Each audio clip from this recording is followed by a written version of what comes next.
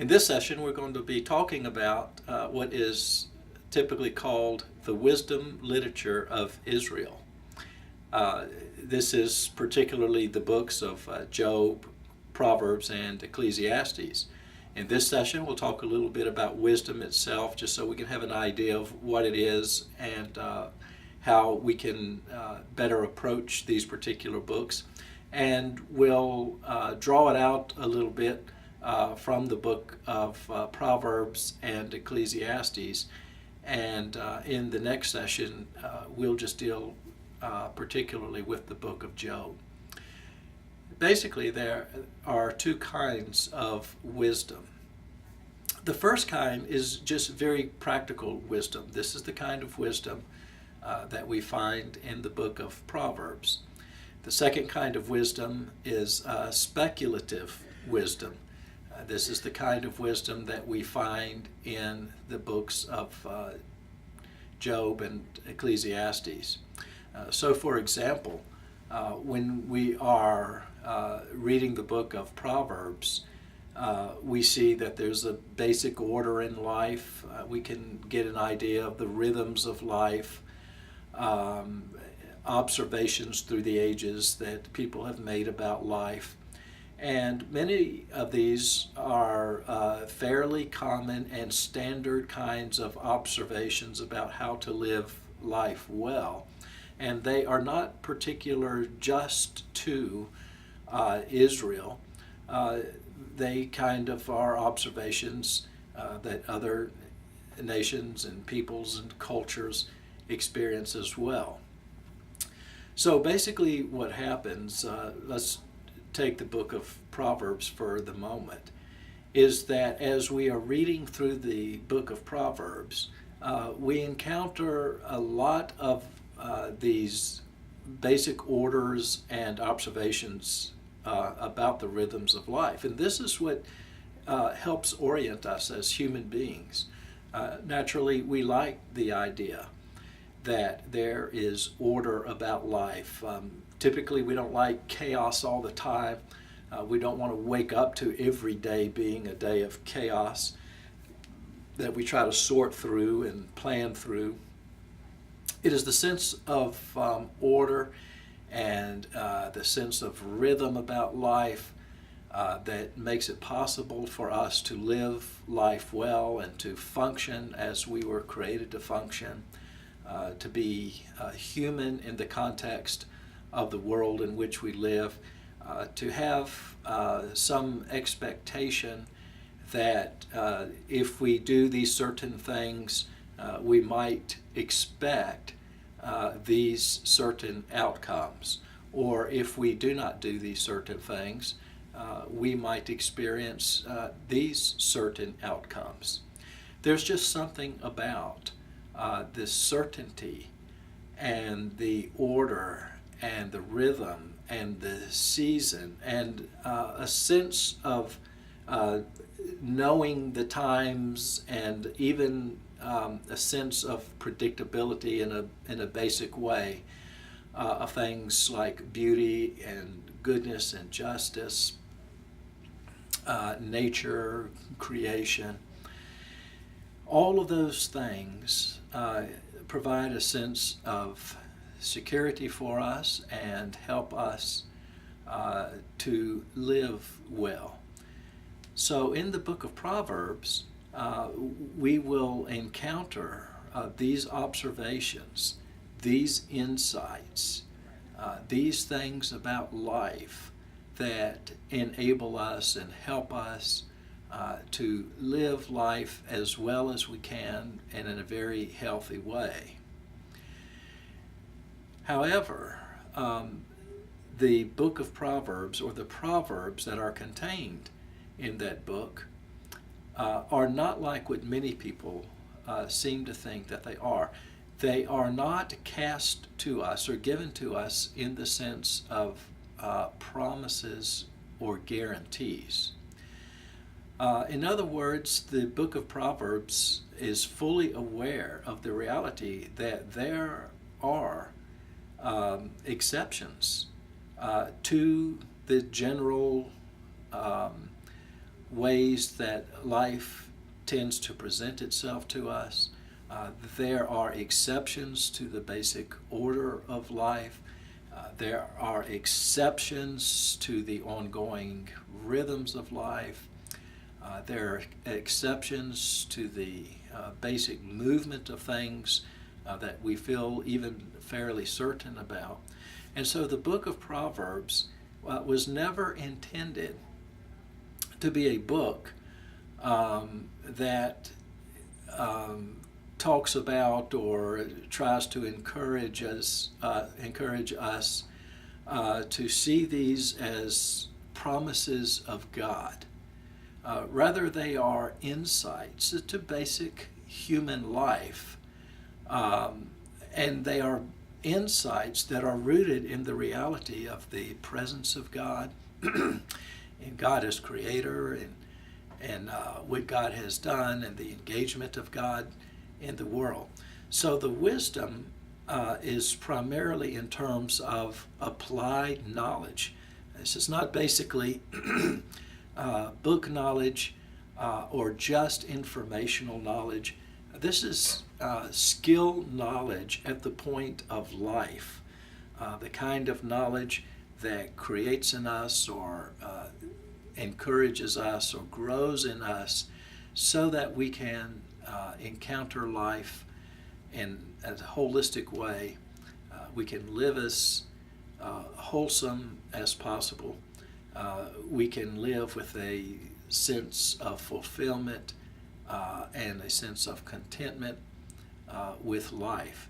So, this is applied knowledge, and it is applied skill and wisdom, and something of the art of just being human, just living in a world in which God is indeed the creator of that world and in which he is engaged.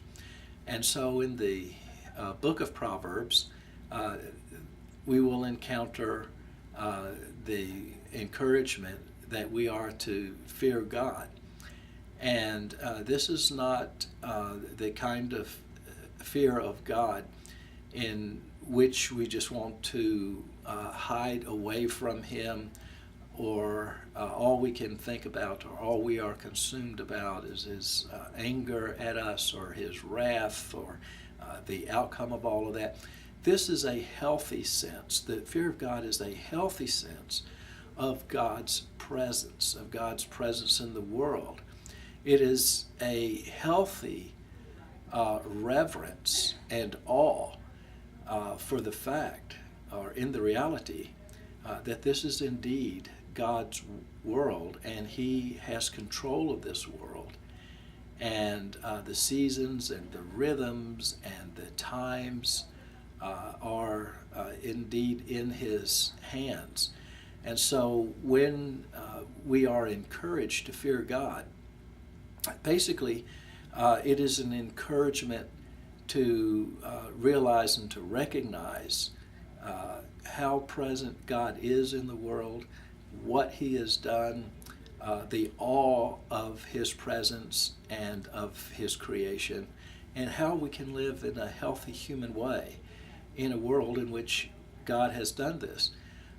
It is also an understanding of our place in the world. We are not the creator. We're not the manager of the world. We are the stewards of the world, of what God has given us.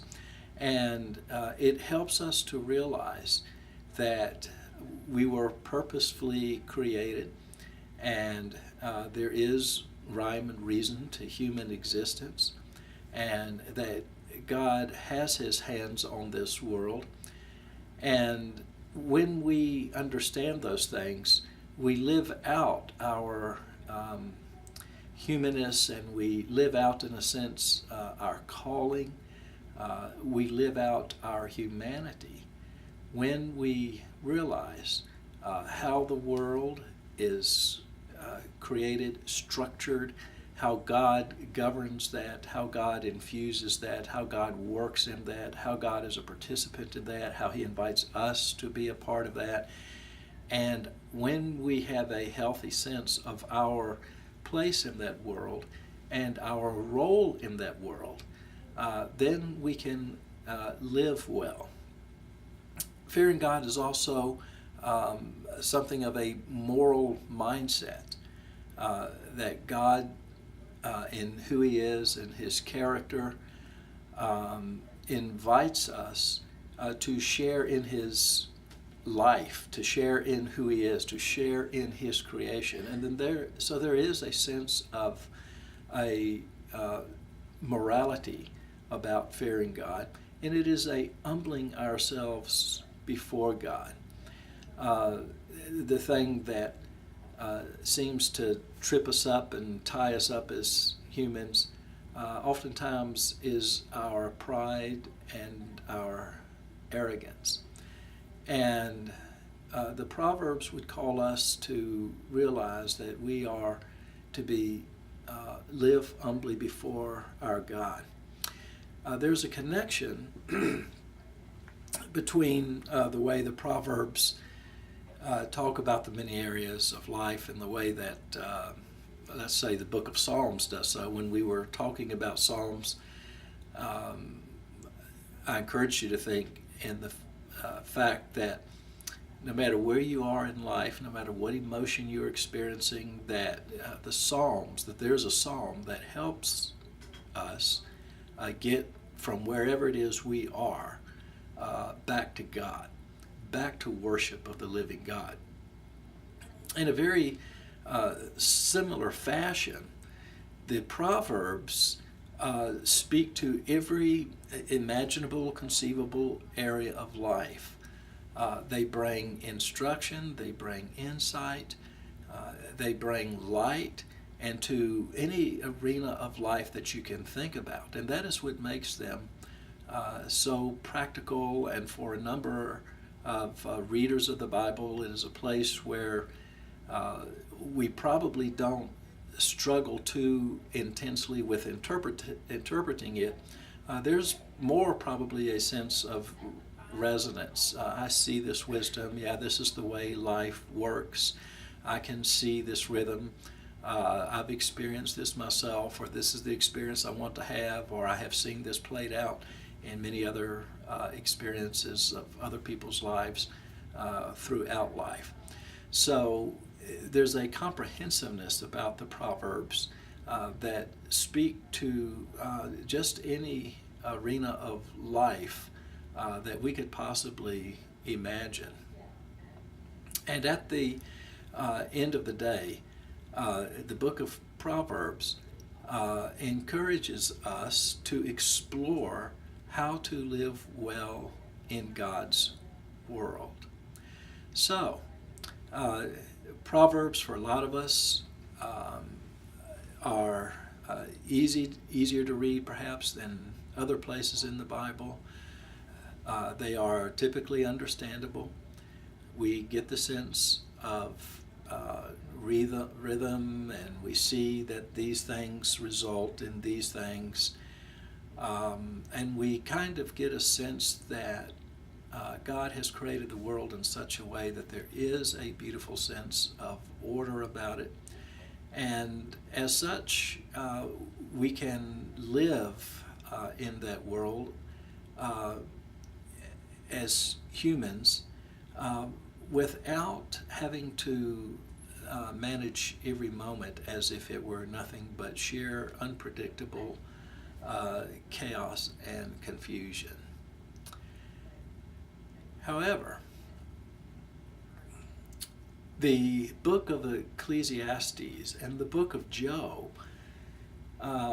somewhat flip this particular vision of the world, and not to debunk that vision, but more to say something like, I get you, I hear what the Proverbs is all about, but life does not always happen that way.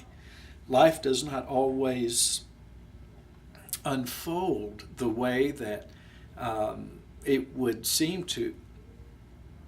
It's not always predictable. It's not always manageable. It is not always seemingly in line with what we think God's presence in the world would be, or how God works in the world, or we did something that we thought that God was certainly calling us to do, or that we knew quite well that this was the way that God works, or this reflects His character, or this in some way is an appropriate expression of His mind, or His will, or His goodness, or His love, and then boom, tragedy strikes. Something happens that seems totally inconsistent with the way that the order and the structure that we might feel, and the security that we might feel in the book of Proverbs, all of a sudden in books like Ecclesiastes and in the story of Job, that gets put into a place of calling us to question whether life is really as ordered, as structured, as common, as predictable, as certain as we might think it was if all we had was Proverbs. And so when we're reading the wisdom literature, or reading the wisdom books, we have to keep in mind that just reading Proverbs alone would be incomplete and insufficient without reading them in or along with books like Ecclesiastes or the book of Job. And likewise, just reading what the book of Ecclesiastes is about, which is as much for many interpreters a nightmare to interpret, as different to read, as almost polar opposite as was the book of Proverbs, with its sense of clarity and rhythm. And now all of a sudden we are questioning, and we're asking big questions, and it doesn't seem like that there's a order that we can kind of get our hands and minds and hearts around. Or perhaps there is something hugely structurally flawed about life, or about our understanding or our experience of God, or perhaps we are in fact blindsided by tragedy or health or loss of income or job or relationship. Things are innumerable that can happen in life that can position us or cause us to turn back to the moments when we were so certain about life is this way and God is this way, and we are just moving along through it all, and now all of a sudden everything is thrown into something of a cosmic tilt, and it is inexplicable, and we end up with some of life's biggest questions, like why do innocent people suffer? Why is there so much injustice in the world? What is the meaning of life? And all of a sudden something happens in life, and we get ripped at the whole of life, and these questions begin to invade us, and we don't feel like we are ready to respond to them. We're not sure if we have adequate answers to them. We're not even sure if there are answers to these questions. And in our humanity, we are struggling to deal with the big issues of suffering and justice, meaning and purpose. And so it is in the books of Ecclesiastes and the book of Job that we have some sense that these are questions that were asked also by those who were before us, and their journeys and their experiences and their stories, their reflections and their imaginations are passed down to us. So the book of Ecclesiastes, a challenging book to read on a number of levels. One I've just mentioned, just to interpret it. A second difficulty is just trying to understand what in fact is it saying. Is it saying to us, the whole thing is hopeless, that once you consider all of the things from suffering to injustice to seemingly lack of purpose in life, that it just throws us into a hopeless enterprise. There's no way out, and so ultimately no meaning to life whatsoever. However, there is hope in all of this. For one thing, there's the sense of honesty, the reality that this is the way that we experience life. We have those same questions.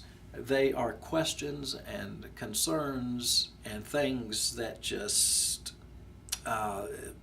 give us inner anxiety about our beliefs, about our deeds, about our relationships. These are things that we all experience throughout life. And so let's see if we can just kind of allow the book of Ecclesiastes to speak to it, or at least provide something that might be helpful to you as you come to it. First of all, and this is what we've been talking about, realize when you come to the book of Ecclesiastes that all of the assumptions, or a lot of the assumptions, things that we had assumed about life, or maybe through Proverbs, that all of those assumptions are now going to be challenged. However, there is also the reality when you're reading the book of Ecclesiastes is that although our assumptions can be challenged, that God is faithful. However, the world is not mechanical. It's not like a car. And oftentimes we thought, because of its orderliness and its sense of structure, that there was some degree of predictability about the world. The book of Ecclesiastes, the teacher, the one of whom the book is sharing that individual's thoughts, the teacher reminds us that it's not mechanical, it's not predictable. The Hebrew word that is used is the word hevel, Hevel. This is translated in most of our English versions as something like this: all is meaningless, or life is vain. That is not quite exactly what this word is getting at. It's not about meaningless, and that could be that particular English translation indeed could be disruptive and disturbing to us, but the idea of hevel, life is hevel, is that it is temporary, that there's a sense of the reality that we are fleeting. It is mysterious. It is an enigma. It is like smoke and vapor, very prevalent and popular image, powerful image in this context, that we simply cannot grasp it. We simply cannot hold it. We simply cannot store it. We're not even sure where it comes from. We're not even sure how it dissipates. It is just there. It is beyond any ability that we have whatsoever to control it or manage it. And the book of Ecclesiastes is a reminder that life is like that. We all know that life is temporary. We know that life is fleeting. We typically recognize that there is a certain mysteriousness about life that we have no control over whatsoever. And so the pursuit of the book of Ecclesiastes, or the teacher in the book of Ecclesiastes, is going to be something like this. So how are we going to deal with this? How do you respond to the reality that everything is not as clearly defined, as clearly contained, works as machine-like, perhaps as we would have thought so if all we had was the book of Proverbs. And in the book of Ecclesiastes, there are two huge things, one that is at the beginning of the book and one that is at the end of the book, that kind of serve as bookends to the whole idea of how fleeting life is and how mysterious it is. And these are two things that all of us can, in some degree, relate to. The first one is time. How fleeting, and in many ways, no matter how time-oriented we try to be, the things about time that we simply cannot control, the seasons that we have no control over. And so there is the reality that time is very unmanageable. That is a very difficult thing for us sometimes to deal with. However, we realize the power of its presence. We know it is there, and yet there's something about it that is filled with mystery and enigma. And then at the end of the book is the other, which is death. Certainly the mystery of death, the inexplicable experience of death, the way that we respond to death, the way that death comes to us. And the book of Ecclesiastes can take these two big things and kind of weave its teaching between the tension of them. There is the dimension of time, there is the reality of death. And given all of these things, given the reality that in the book of Ecclesiastes, the wisdom of the teacher is that some have pursued the meaning of life in wealth, in riches, in careers, in pleasure and recreation, and again, in about every way that we as humans seek to find some meaning to life. The book of Ecclesiastes just has a way of deconstructing each of them, all of the ways that we think if we can do this, we can have this career, have this amount of money, the way that we do relationships like this, the way that we live, the way that we do recreation, that somewhere in there, if we can just do those things right, we can find the meaning of life. Well, the book of Ecclesiastes is the book that kind of stands eyeball to eyeball in front of us and says, you know, you're not the first people who've ever tried to do these things. You're not the first people who have even done them successfully yet. When it is all said and done, when the sun sets, there is still something about that we don't have a grasp of. There are still things about that are far beyond our control. And the reality is that those things alone ultimately do not produce what we had hoped for. In and of themselves, we do not find that the pursuit of them alone brings meaning and purpose to life. So what does the teacher of Ecclesiastes have for us then? Is it just the realization and the reality that the winds blow as they do and we can't grasp and we don't know which way the winds are going to blow through our life and what they might blow in our life and what they might blow out of our life? What are we to do in the complexities and the realities that we didn't plan for this? We didn't see this coming. We don't know how to respond to this. And all of our certainties are kind of disoriented. The book of Ecclesiastes, the teacher, the Qoheleth,